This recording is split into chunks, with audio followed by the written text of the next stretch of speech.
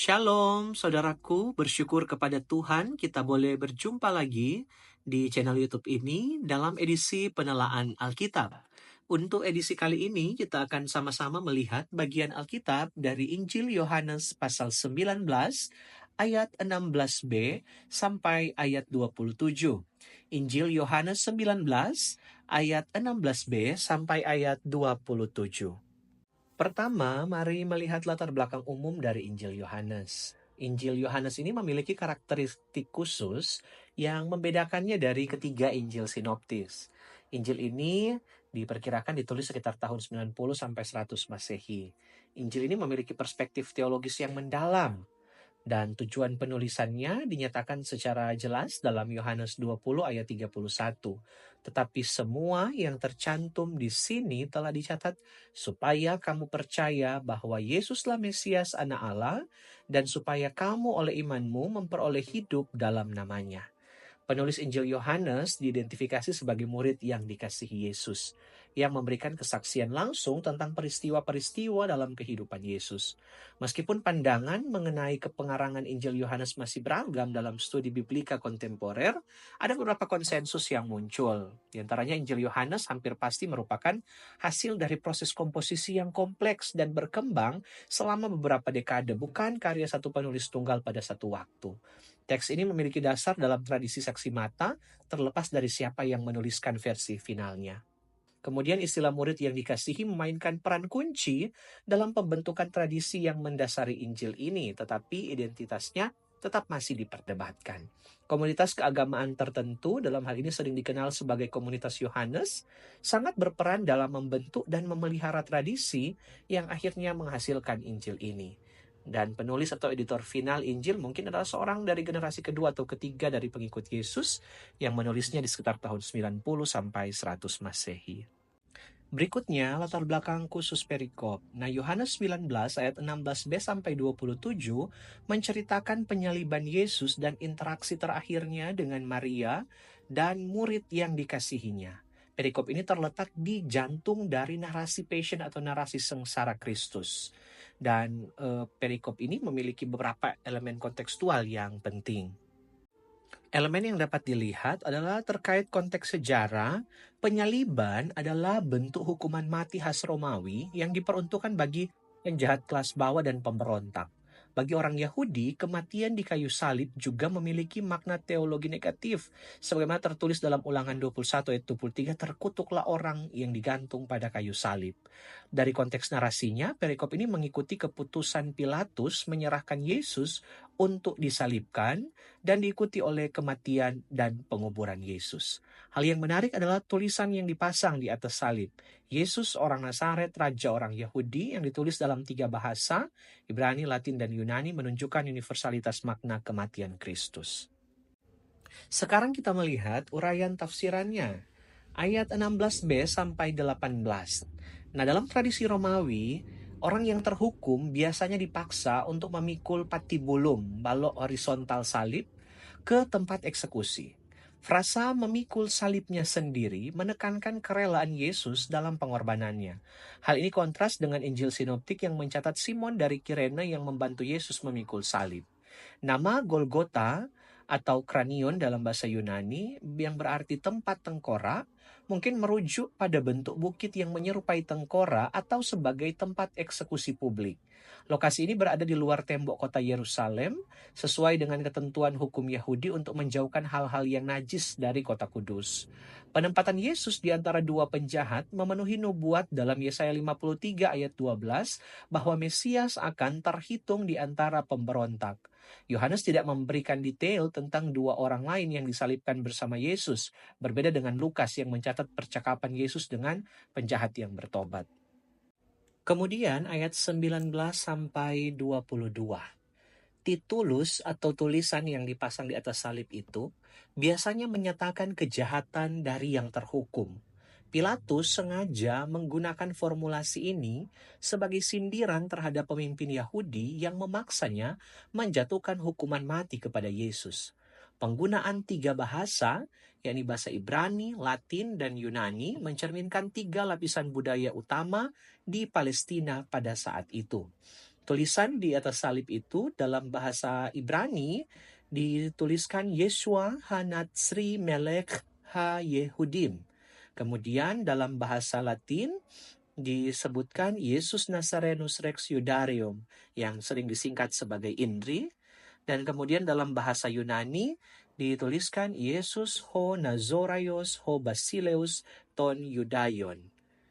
Nah, keberatan imam-imam kepala dalam hal tulisan itu menunjukkan bahwa mereka mengenali implikasi teologis dari proklamasi tersebut. Dan atas keberatan para imam tersebut, jawaban Pilatus adalah conscripsi-scripsi dalam bahasa Latin yang artinya bahwa apa yang sudah dia tulis tetap tertulis. Mau mengungkapkan ketetapan hatinya dan secara tidak sengaja dia berperan dalam pewahyuan ilahi tentang identitas sejati Yesus sebagai Raja.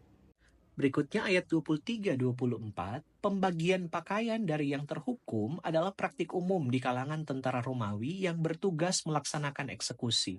Tim eksekusi biasanya terdiri dari 4 tentara di bawah komando seorang centurion. Jubah tanpa jahitan yang Yesus kenakan mungkin menunjukkan kualitas pembuatan yang baik. Yohanes secara eksplisit menghubungkan kejadian ini dengan penggenapan Mazmur 22 ayat 19. Sebuah Mazmur yang berisi nubuat tentang penderitaan Mesias. Detail mengenai jubah atau tunik tanpa jahitan juga memiliki signifikansi simbolis. Beberapa penafsir mengaitkannya dengan pakaian imam besar Yahudi yang ditenun dalam satu potong. Berikutnya ayat 25-27, kehadiran para wanita di dekat salib menunjukkan keberanian mereka, mengingat bahaya potensial yang mereka hadapi ketika berasosiasi dengan yang terhukum. Kontras tajam dengan kebanyakan murid laki-laki yang melarikan diri, meskipun murid yang dikasihi juga hadir.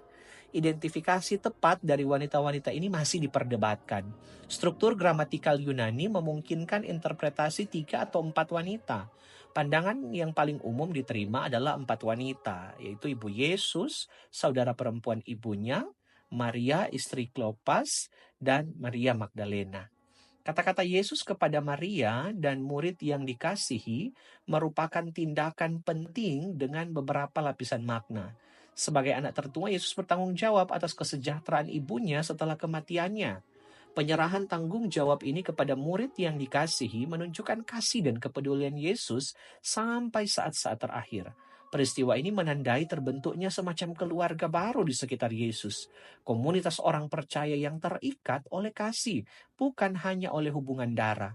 Beberapa penafsir melihat Maria sebagai representasi gereja dan murid yang dikasihi sebagai representasi semua pengikut Yesus, sehingga membangun hubungan baru dalam komunitas iman.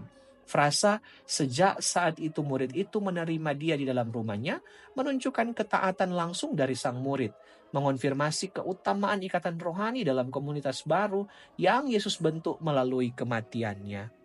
Mari melihat makna teologi dari bagian ini. Pertama, kita melihat tentang kristologi dari Yohanes. Narasi penyaliban dalam Injil Yohanes konsisten dengan teologi inkarnasi yang diuraikan dalam prolog di pasal 1. Bahkan dalam penderitaan ekstrim, Yesus tetap menunjukkan kontrol dan otoritas ilahinya. Berbeda dengan Injil Sinoptik yang mencatat seruan penderitaan Yesus, Eli Eli. Nah, Yohanes menggambarkan Yesus yang tetap tenang dan berdaulat bahkan di salib. Tulisan di atas salib Raja orang Yahudi menekankan tema kerajaan yang paradoks dalam Injil Yohanes. Kemuliaan Yesus dinyatakan secara ironis justru dalam kerendahan dan penderitaannya di salib. Kemudian tentang penebusan dan penggenapan nubuatan. Perikop ini menunjukkan bagaimana kematian Yesus menggenapi rencana Allah yang sudah ditetapkan sebelumnya dan dinubuatkan dalam perjanjian lama. Pengutipan Mazmur 22 ayat 19 menegaskan bahwa penderitaan Yesus bukanlah kebetulan, tetapi penggenapan nubuatan mesianik. Kemudian jubah tanpa jahitan yang tidak dibagi-bagi dapat melambangkan kesatuan yang dibawa oleh pengorbanan Kristus. Ini tema yang penting dalam doa Yesus di pasal 17. Kemudian terkait komunitas dan keluarga baru, peristiwa Yesus mempercayakan Maria kepada murid yang dikasihi memiliki implikasi eklesiologis penting.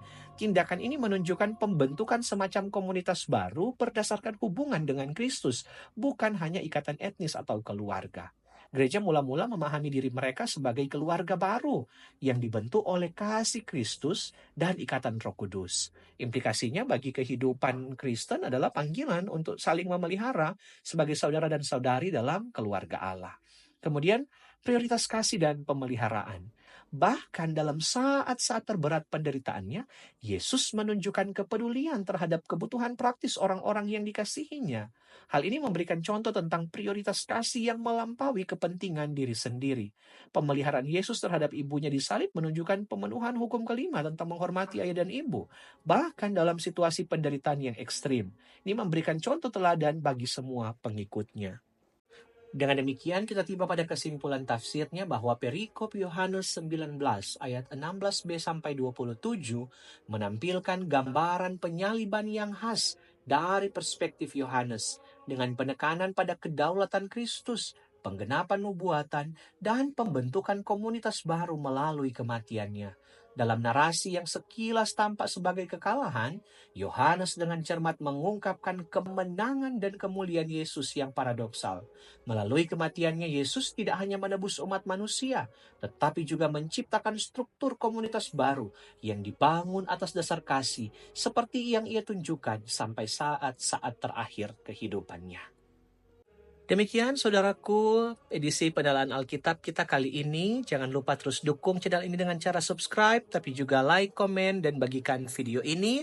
Sampai kita jumpa lagi di edisi pendalaan Alkitab berikutnya. Tuhan Yesus memberkati kita. Shalom.